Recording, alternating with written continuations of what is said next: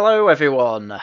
Join me as we go ever further into the clown decade, with absolutely stupid suggestions being made in response to an act of potential, at the moment, terrorism. Is the government actually going to focus on what is causing people to become violent radicals? Are the people going to do anything beyond singing "Don't Look Back in Anger"? Or is a completely unrelated issue going to be scapegoated? And the answer to anyone paying attention should be obvious. David MS murder. Online abuse raises risk of physical attacks. Rob insists.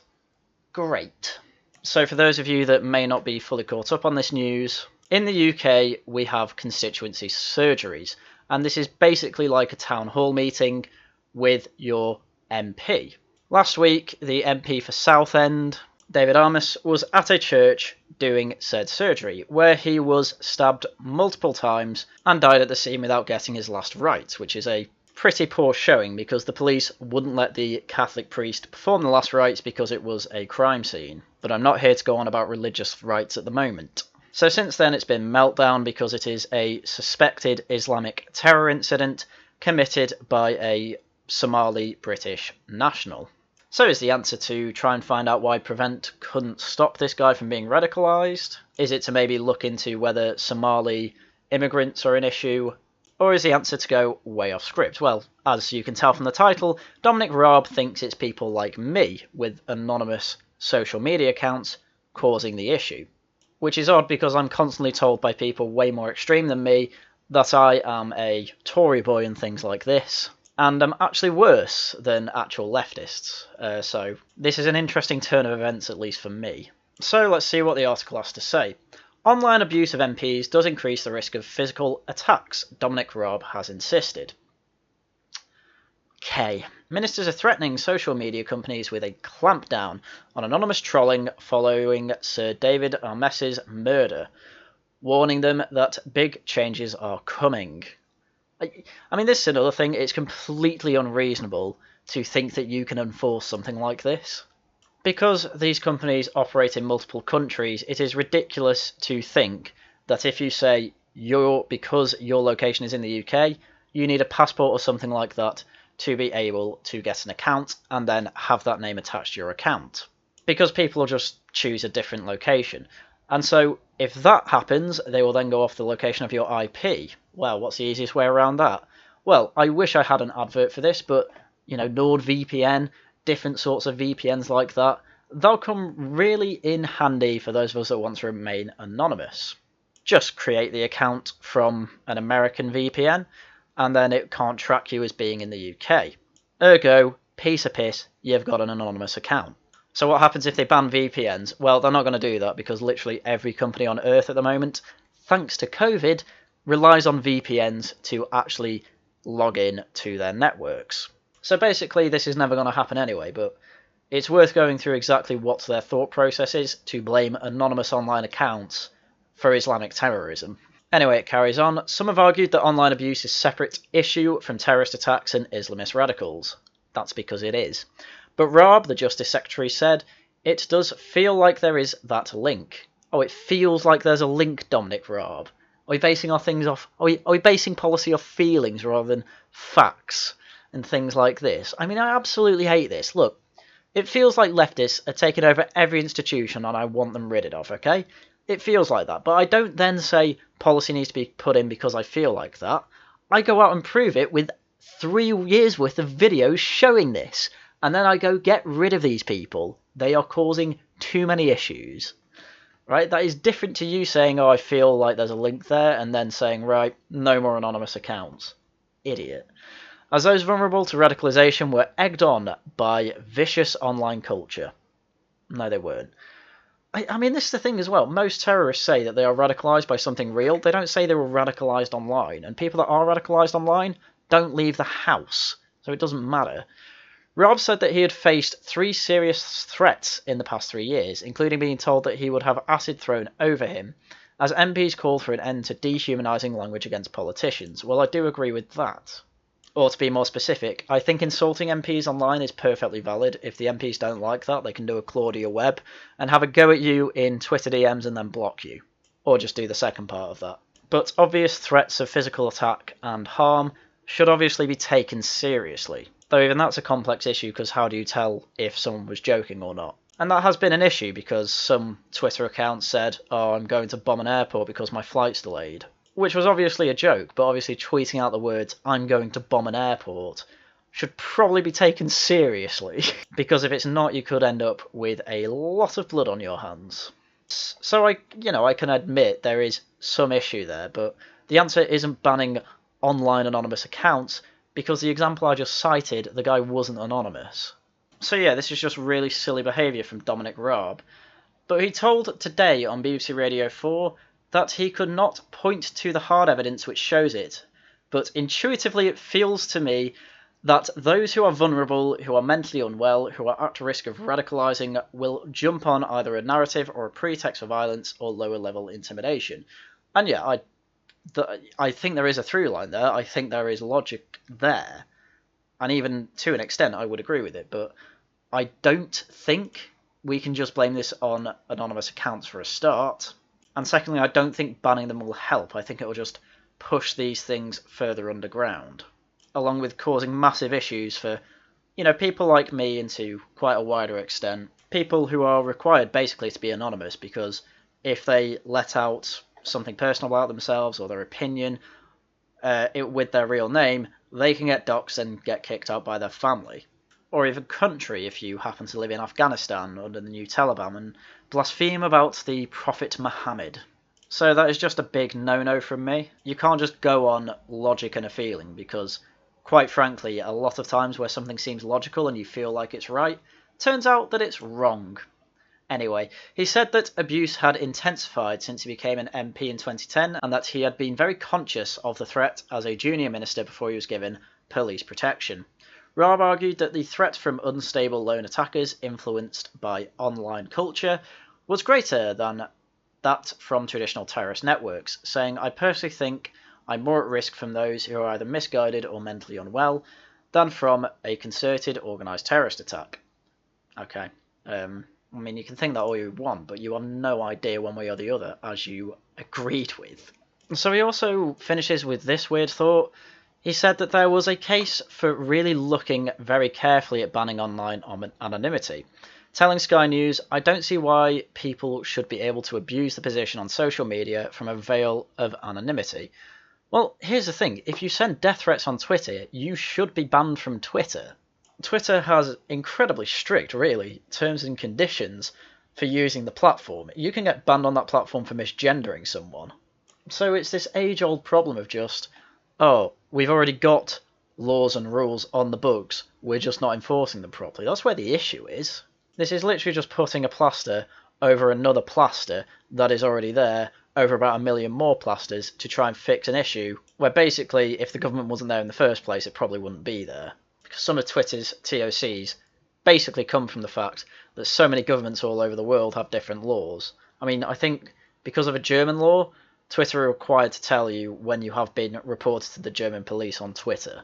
Honestly, if I actually agreed with the leftist zeitgeist, I still think working at Twitter would be a nightmare simply because of all the worldwide laws you have to abide by, let alone all the constantly changing rules of these leftist zeitgeist. Anyway, we move on to Priti Patel's comments, and the Home Secretary condemned anonymity on social media where members of Parliament are subject to some of the most cruel comments, attacks, and they are relentless. Yes, welcome to the online world. It was the Wild West for some years, and these laws are going to ruin it. She said that she would look at legislation to reduce the right to anonymity. We can't carry on like this. I spend too much time with communities who have been under attack, basically who have had all sorts of postings online, and it's a struggle to get those posts taken down, she told Sky News. We want to make some big changes on that. Can we have some sort of specifics here? I don't know what she means by that. Because, Priti, I don't know if, these vile, relentless attacks range from people calling Diane Abbott stupid to the literal death threats that Dominic Raab was talking about before. We need a concise line drawn on this, because when we just talk about online abuse, really when people say it, they mean different things. When I say it, I mean genuine law-breaking things. When Claudia Webb says it, She means people who point out that the map of Africa was always known to have been drawn up by the Europeans. So yeah, that needs to be a little more concise. She said that there could be not a total ban on anonymity, citing the use of social media by pro-democracy activists in repressive regimes. We can't just apply a binary approach, but there is something very corrosive. I will put forward my personal view right now, in what we see on social media, she said. Politicians of all parties should come together to really close that corrosive space where we just see dreadful behaviour, she added. Again, it's not the role of Parliament or the government to police people's behaviour in so much as they shouldn't really be policing if people are insulting each other online or even insulting MPs online. And the vast majority of anonymous accounts have probably insulted someone at some point. But as Rob says, there's no evidence that anonymous Twitter accounts are the ones radicalising people, and I especially don't think that was the case from the terrorist, or suspected terrorist I should say, who murdered David Armis. So if they were just saying we're looking into whether it is the actual issue or not, I wouldn't have that much of an issue. But they're not just saying that, they're going off Dominic Raab's and Priti Patel's feelings that it is the issue, so as I say, they're firing from the hip to fight a completely different target than what is actually causing terrorism. And that's going to cause a lot of problems for me and a lot of my friends, because when it comes, especially say to the Wellington Project, all of us apart from Owain are completely anonymous online. So unless we are willing to potentially risk our careers, our families and all that, you might see the Wellington Project, falling face first after this bill is put through. And I don't see any good justification from this, especially since we are just going off MP's feelings at this point. So Patel's further comments say, we will put in fines, sanctions against tech companies that do not cooperate because they cannot. They cannot hide behind this facade of encryption, saying that it's a breach of privacy. It is a breach of privacy. Patel said that she was one of the most trolled politicians out there, adding, this has to stop. I come back to the social media companies or tech companies to take stuff down. I have had to get into very serious conversations with tech companies over racial hatred, anti-Semitism online, and it takes hours and days to pull this stuff down. That is not acceptable. I mean, at this point, I do sound like a broken record. What the hell is wrong with free speech? If someone says something that is deemed racist or anti-Semitic, you have a fucking block button if you don't want to see stuff like that. You can literally block people you see as racist and homophobes and anti-Semites or whatever. You can literally block them and not have to worry about that ever again. People have opinions and people get flustered. They say stupid stuff online that might be racist or might be anti-Semitic. I don't care. This is not a reason to snuff out a large part of the political debate from people behind anonymous accounts. We have gone from Rob saying that anonymous accounts might cause terrorism, to now Priti Patel saying it can't be acceptable to have racism and anti-Semitism being spewed out on these platforms. We went from a thin end of the wedge to the widest part of the wedge you can think of in a single article. But as I said before, this particular policy is probably going to be unenforceable. But don't be surprised if policy does get pushed through that will try and stifle free speech online even more. We have to fight it, and the Lotus Eaters do tend to have announcements for petitions that you can sign to get Parliament to debate it. Also write to your MP. These are the best things really you can do to fight against things like this. So as I've gone through these two people who seemed rather based when they first became MPs and were put in the cabinet, seem to have just completely cooked, and really I'm not surprised with that. They spend all their time with civil servants who are generally completely cooked. But even the ones that aren't on the cabinet and did seem very based a few years ago, especially when it came to Brexit, one example would be Mark Francois. Now if you don't know him, don't worry, he is a very low-level MP that you won't hear much about. But he seemed like the more principled, more conservative type MP, who I thought would have been on side with something like this, being in favour of free speech and being in favour of the right to privacy. Unfortunately, he had this to say on GB News, after saying some very, very respectable things about the murdered David Armis. And he'll be dearly missed, and in his memory, we now want David's law so that it will be illegal in future for people to go online under a cloak of anonymity and call people everything under the sun. What better tribute to a fine parliamentarian than to change the law in his memory? I mean, this is just ridiculous. The man's death had nothing to do with online anonymity as we know as of now. And so he's just saying, oh, I think a really good way to pay respect to his memory is to try and tackle a completely different issue with a completely authoritarian policy. Whereas to me that just looks like you're not letting a good tragedy go to waste, pushing forward a policy that literally only MPs want for the quote-unquote safety. It's not for the safety at all, for the ease of MPs. And unfortunately, like every single minute issue that isn't an issue at all, but the state wants to make an issue, the intelligence agencies have come out and said, oh, anonymous accounts are a massive issue. Isn't that a surprise? So, army of bedroom radicals becoming harder to track. Well, do you think it will be any easier if you stop them going on social media? Intelligence agencies are struggling to monitor bedroom radicals. Woo, that's me. Because it is difficult to distinguish between those spewing hate-filled propaganda and those willing to carry out terrorist attacks. And those joking. Extremists are also turning to the dark web, a hidden network of sites to chat anonymously in closed online groups, which are hard for outsiders to penetrate. Wow, that's where everyone's gonna go if you ban Twitter anonymity, you absolute cretins. The security services fear that potential extremists spent lockdown in their bedrooms being radicalised online. Tell me in the comments if you did. The coronavirus restrictions meant that a lot of terrorist activity was suppressed as radicals appeared willing to abide by the rules, security sources believe. Wow, what shit terrorists.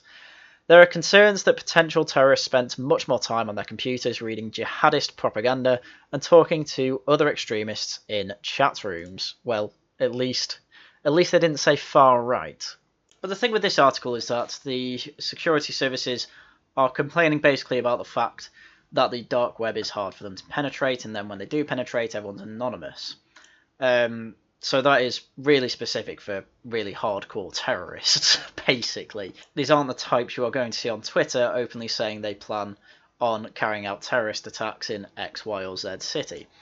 But there is an interesting few paragraphs at the bottom. So encrypted apps such as Telegram, WhatsApp, and Signal also make it much harder to see communications between terrorists. This, by the way, means they are going to go after these three particular apps. I mean, I moved from a WhatsApp chat to a Signal chat because we knew the government were coming after WhatsApp, and we are all very offensive boys. In December, the police said that lockdown loneliness could lead to more young people to be radicalised during the pandemic. Counter-terrorism investigators were alerted to 3,000 pieces of suspected terrorist content last year, compared with just under 3,000 in 2019, a rise of a whole 7%. Between the start of 2019 and June 30th of last year, about 1,500 children aged 15 and under were identified as being at risk of radicalisation as part of the government's Prevent scheme. That is quite a lot. So there's clearly a point I'm trying to make here, which is that even by MI5's and other security services' own position, anonymous Twitter accounts are not the issue. Clearly their issue is with end-to-end encryption through the dark web or through things like WhatsApp.